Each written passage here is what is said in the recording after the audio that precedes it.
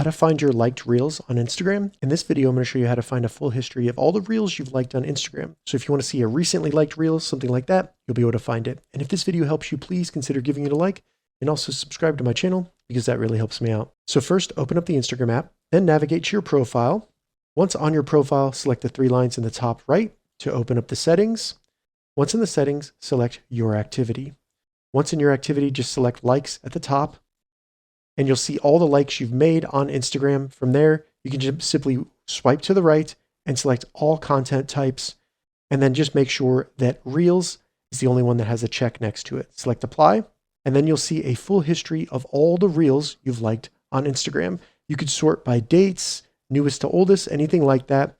And you can remove anything by selecting select and then just tagging it and then selecting unlike.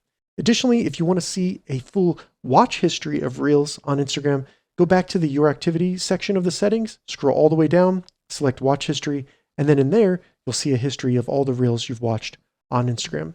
If this video helped you, give it a thumbs up, and please consider subscribing to my channel.